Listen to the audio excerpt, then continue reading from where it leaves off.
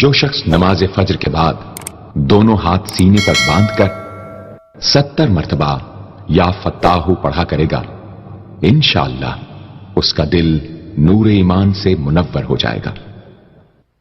एक अमल है बहुत ताकतवर और बहुत जबरदस्त अमल है, और पूरी दुनिया को इस अमल से बहुत फायदा पहुंचा है कि 2 रकात नमाज नफिल पढ़ के 3 बार सूरत यासीन पढ़े, और जो अल्लाह से मांगे अल्लाह अता करता है।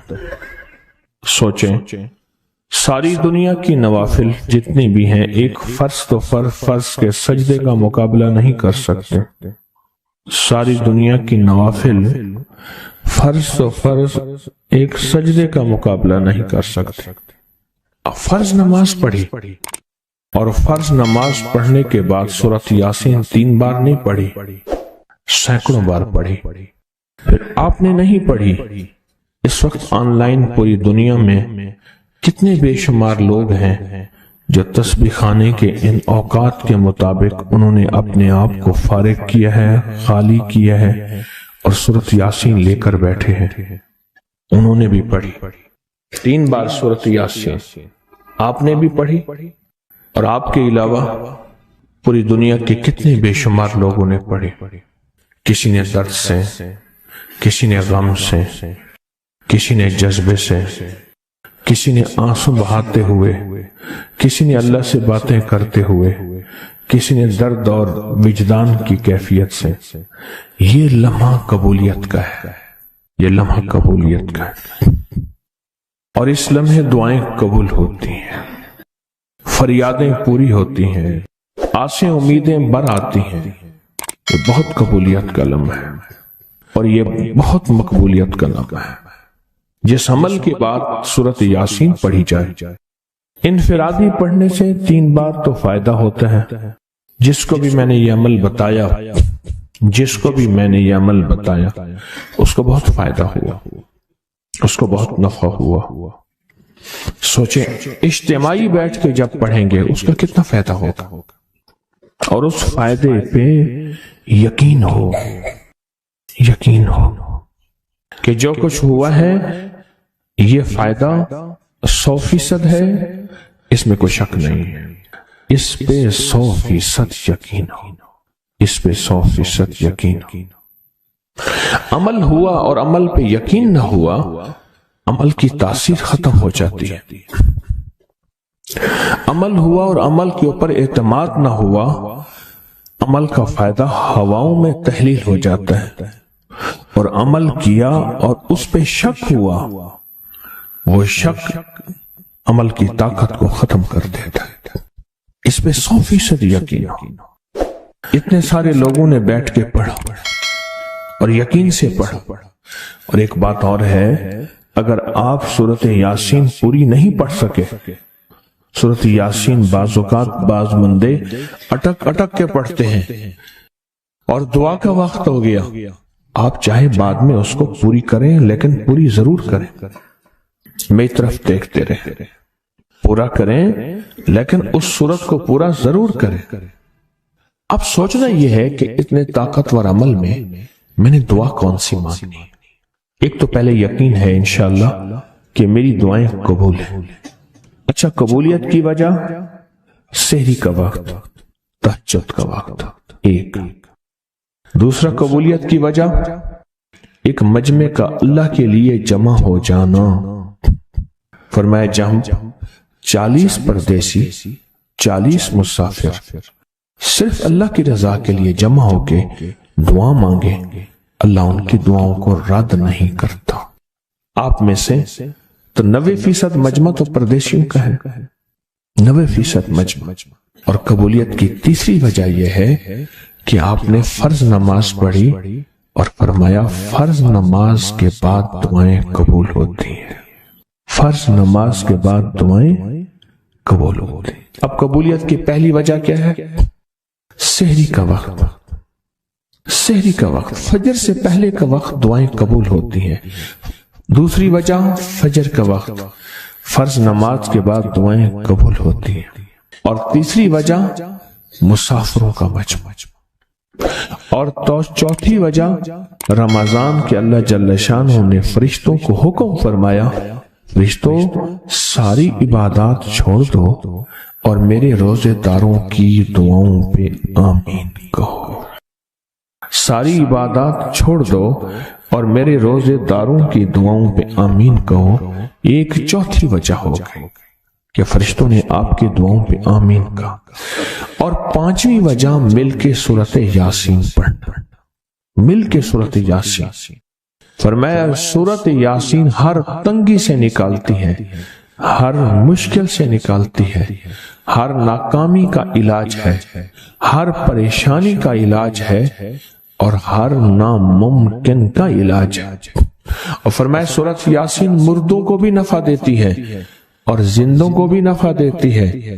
سورۃ یاسین جو نزع کی سکرات کی حالت میں ہو اس کو بھی نفع دیتی ہے. اور سورۃ یاسین اس بندے کی جو کسی تکلیف کی نزع میں, قرضے کی نزع میں اور بیماری کی سکرات میں ہو اس کو بھی نفع دیتی ہے. قبولیت کے اوقات, قبولیت کے لمحات, اور اس میں بیٹھ کے اللہ سے مانگنا. اب مانگنا کیا ہے؟ یہ تو یقین ہو گیا کہ انشاءاللہ ہماری آج کی یہ محفل, آج کا یہ بیٹھنا, آج کا یہ پڑھنا اور آج کا اللہ کی بارگاہ میں یہ حاضری دینا 100% انشاءاللہ قبول ہے, یقین کامل ہے. پھر مانگیں کیا؟ سوچنا. جب سخاوت کی سخی کی سخاوت موجوں پہ ہو, عروج پہ ہو, پھر مانگیں کیا؟ یہ سب سے اہم چیز ہے. تو وہ چیز مانگیں جو اللہ کے خزانے میں سب سے قیمتی ہے, وہ ہے ایمان. سب سے قیمتی, اور وہ سب کو نہیں دیتا. مال سب کو دیتا ہے, اپنے نہ ماننے والوں کو بھی اور اپنے ماننے والوں کو بھی, اپنے دوستوں کو بھی, بلکہ اپنے دشمنوں کو زیادہ دیتا ہے. زیادہ دیتا ہے مال, اپنے دشمنوں کو زیادہ دیتا ہے اور بعض اوقات اپنے دوستوں کو بھی زیادہ دیتا ہے. جیسے انبیاء میں سے حضرت سلیمان, حضرت داؤد, حضرت یوسف علیہ السلام, جیسے صحابہ میں حضرت عثمان غنی, عبد الرحمن بن عوف اور بے شمار صحابہ. اولیاء میں سے حضرت پیران پیر شیخ عبد القادر جیلانی اور بڑی بڑی ہستیاں. اللہ اس لیے دیتا ہے کہ یہ مومن یہ نہ سمجھے. تو سب سے پہلی چیز جو اللہ سے مانگنی ہے وہ ایمان مانگنا ہے. ساری دنیا مل گئی, سارا مال مل گیا, ساری حکومتیں اور ساری چیزیں ملی, ایمان نہ ملا تو ہم گھاٹے میں رہ گئے. ہمارا سودا گھاٹے کا سودا تھا. ایمان نہ ملا, ایمان نہ ملا. اللہ سے سب سے پہلے ایمان مانگنا.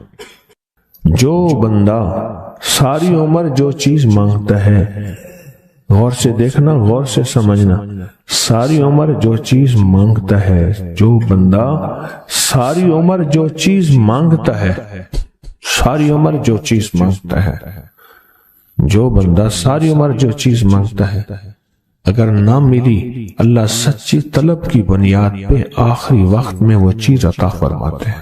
زندگی میں جب بھی کہیں مشکلیں آئی ہیں, جب بھی کہیں پریشانی آئی ہیں, جب بھی کہیں الجھنیں امت کو آئی ہیں, جب بھی کہیں اولاد نہیں ہے, رزق نہیں ہے, صحت نہیں ہے, عزت نہیں ہے, سکون نہیں ہے, چین نہیں ہے, راحت نہیں ہے, جادوؤں نے گھیر لیا, بندشوں نے تباہ کر دیا, حاسدین نے برباد کر دیا, مشکلوں نے سر چڑھ کے ہمیں جھکا دیا, حالات نے ہماری زندگی کو تنگ کر دیا, کوئی پریشانی کی ضرورت نہیں.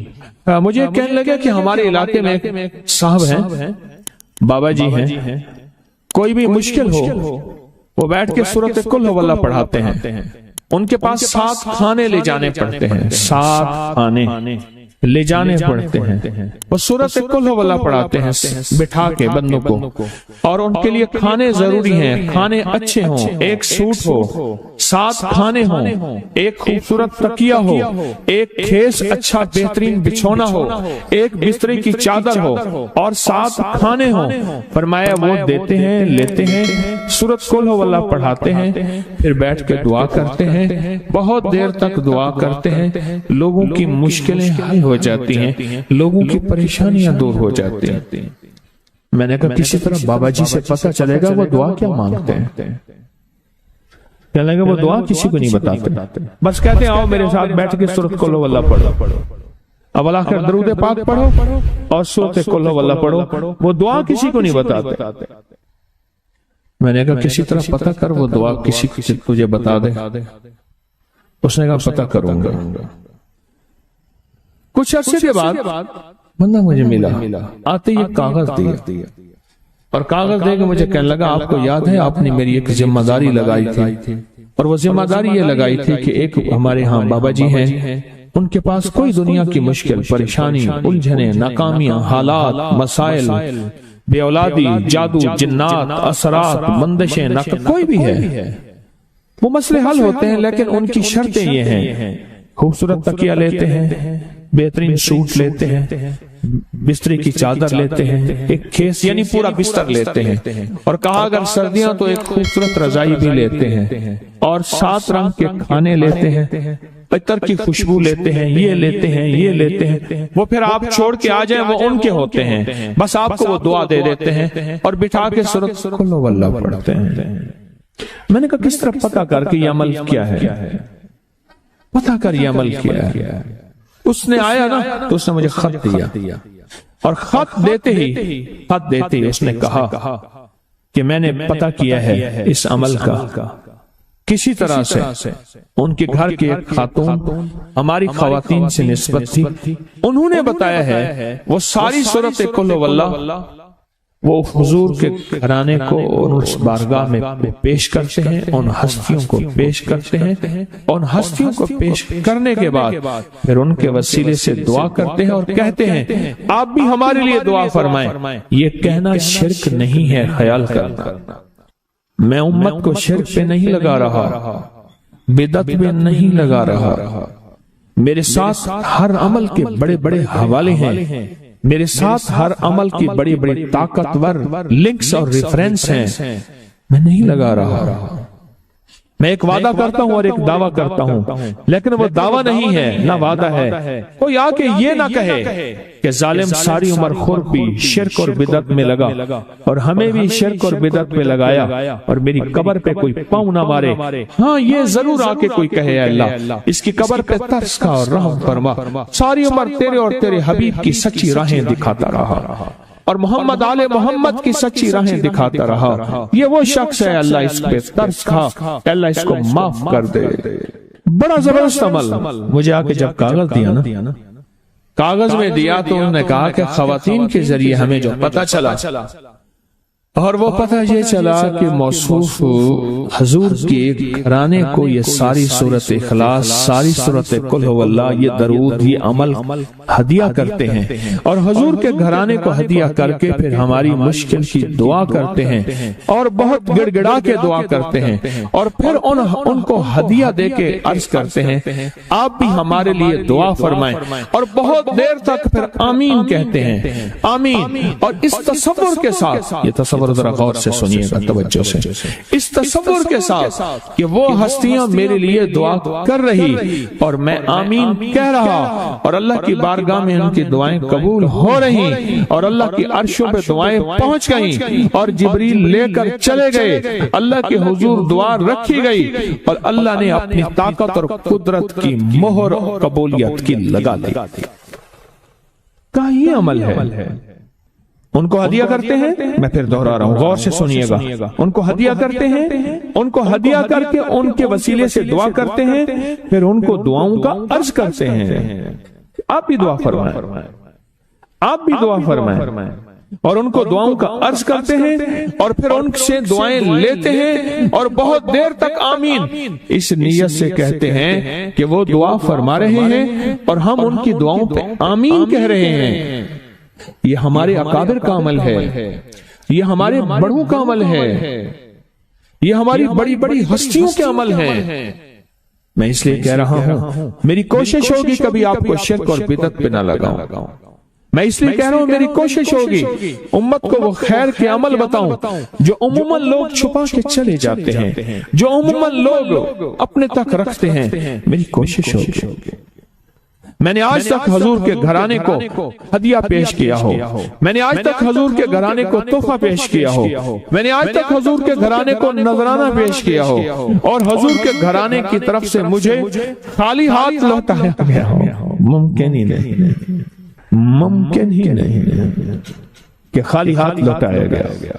حضور کے گھرانے کے ساتھ ساری کائنات کی محبتیں ہیں، حضور کے گھرانے کے ساتھ ساری کائنات کا تعلق ہے۔ اور یاد رکھنا انسان بعض اوقات اپنا غم برداشت کر جاتا ہے، اپنی اولاد کا غم برداشت نہیں کرتا، اور بعض اوقات اپنے معاملے میں معاف کر دیتا ہے، اولاد کے معاملے میں بہت غم دل کو کھا جاتا ہے۔ میرے حضور کے گھرانے کو جو ہدیہ دے گا، میرے حضور کے گھرانے کو جو تحفے دے گا، میرے حضور کے گھرانے کو جو اعمال دے گا، حضور کے گھرانے کو یہ ہدیے، یہ اعمال، یہ تحفے زندگی بھر اس کو سرنگو نہیں ہونے دیں گے، زندگی بھر اس کو ناکام نہیں ہونے دیں گے، اور زندگی بھر اس کو کامیاب۔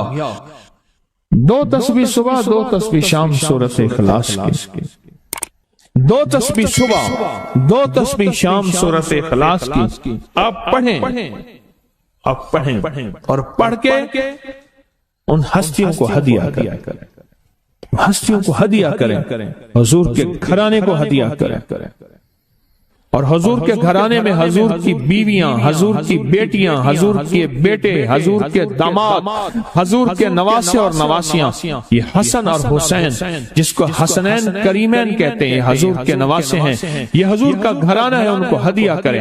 اپنے مسائل کو حل ہوتا دیکھیں، اپنی مشکلات کو حل ہوتا دیکھیں، اپنی ناکامیوں کو ختم ہوتا دیکھیں۔ سالہ سال سے یہ عمل بتا رہا ہوں، سالہ سال سے یہ عمل بتا رہا ہوں۔ میں نے تو جس کو دیا ہے زندگی میں اس کو کامیابی ملی ہے، میں نے تو جس کو دیا ہے وہ زندگی میں ناکام نہیں ہوا۔